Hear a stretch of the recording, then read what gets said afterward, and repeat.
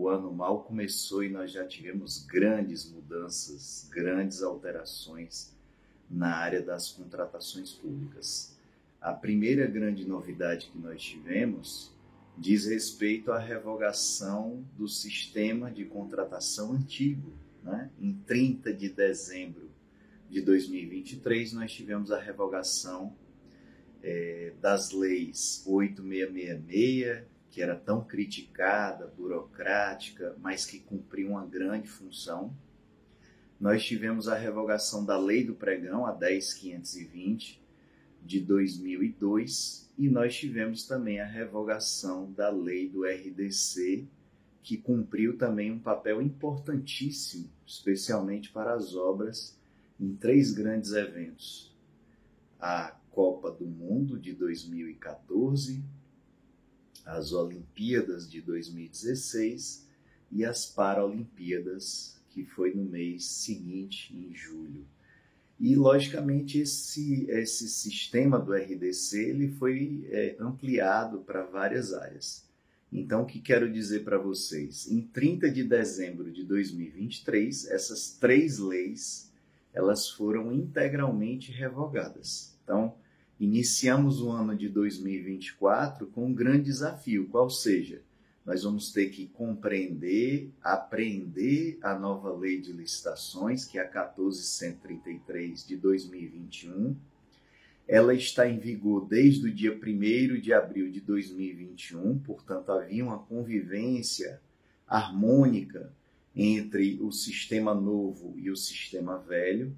Muito se propalava, né, ou se propagava que nós teríamos uma nova prorrogação, o que não ocorreu. Então, esse início de ano, nós teremos todas as contratações públicas instruídas e processadas com base na nova lei. Então, esse é o nosso primeiro grande ponto a ser abordado. O segundo grande ponto que eu tenho a tratar aqui com os senhores diz respeito ao chamado regime de transição.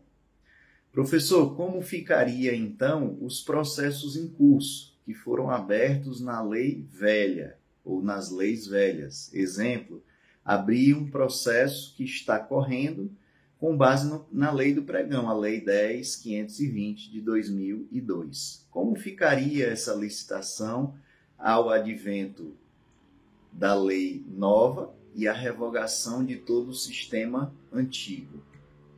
Bom, alguns entes federativos trataram de regras de transição.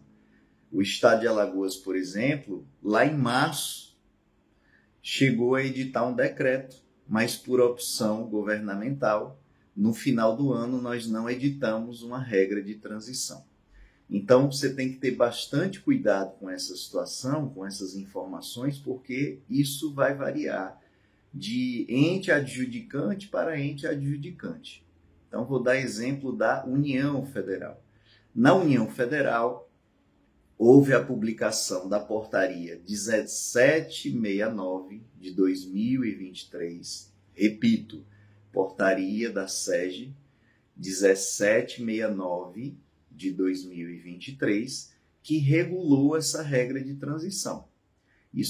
Essa portaria ela é lá de março de 2023. Então, diz lá no artigo 2º dessa portaria que as licitações que estejam em curso, se tiverem os seus avisos de publicação do edital até o dia 29 de dezembro, essa licitação ela vai prosseguir com base na lei velha, ou seja, na lei 8666, na lei do pregão, como o exemplo que eu citei, ou eventualmente na lei do RDC. Então, o marco para definir se continua no sistema da contratação antigo ou no sistema da contratação nova para a União Federal é a publicação do edital, a publicação do aviso de licitação. Professor, e nas contratações diretas? Nas contratações diretas, no âmbito da União, a lei diz no artigo 191 que o aviso da dispensa ou da inexigibilidade deve ser publicado. Então, essa portaria ela diz o quê? Que deveria haver o quê? A publicação do aviso deste aviso da dispensa de licitação ou da inexigibilidade de licitação. Então, o marco temporal, lembrem-se, dia 29 de dezembro, tem que haver a publicação do aviso de licitação, no caso das licitações, e no caso das contratações diretas, do aviso da dispensa e da inexigibilidade.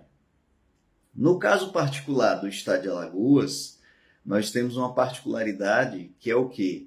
Nós adotamos o sistema de contratações públicas federal, no caso compras.gov, e que, portanto, todas as licitações são processadas com base nessa plataforma.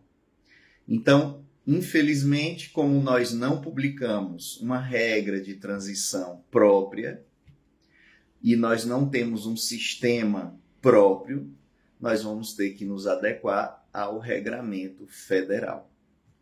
Com uma particularidade, a Procuradoria do Estado de Alagoas deu um entendimento mais flexível em relação, por exemplo, às contratações diretas, já que nas contratações diretas, elas não são processadas no regime velho, viu, pessoal? No regime velho.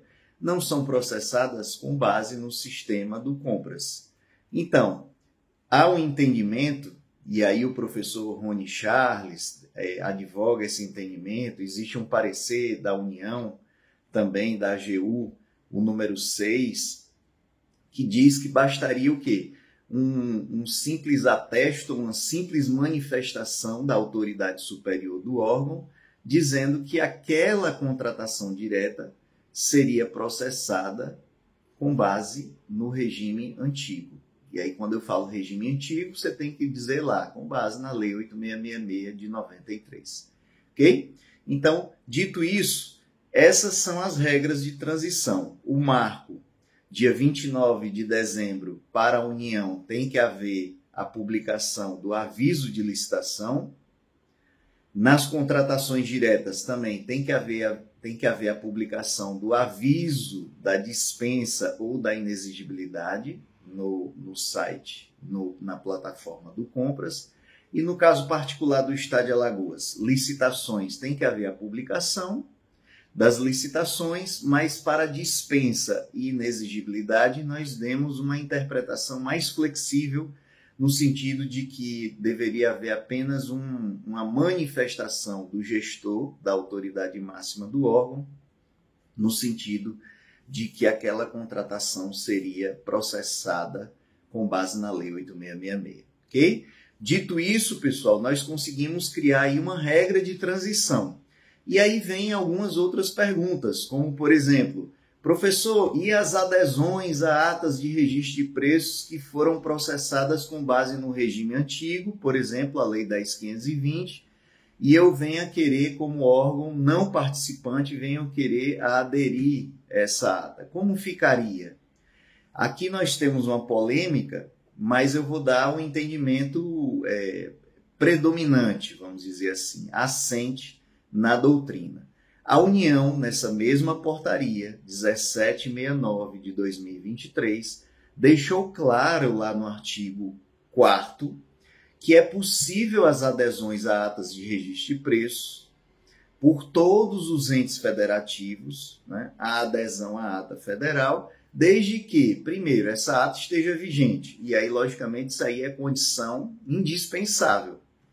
E o entendimento da doutrina é que, mesmo após o dia 29 de dezembro, com a revogação de todo o sistema velho, se a ata estiver vigente, é um ato jurídico perfeito e que, portanto, você poderia aderir. Então, esse é o entendimento do professor Rony Charles, esse é o entendimento da empresa especializada em licitações, contratos e convênios, a Zenit, só que existem posições divergentes, como, por exemplo, o professor Leonardo Mota. Então, dito isso, pessoal, eu quero crer que vocês venham a entender aí as regras de transição, lançam um grande desafio que nós teremos agora que aprender de fato a nova lei de licitações E, com base nisso, deixo aqui um grande abraço para vocês. Quem gostou, compartilha, curte aí e comenta. Grande abraço e tenham todos um bom dia.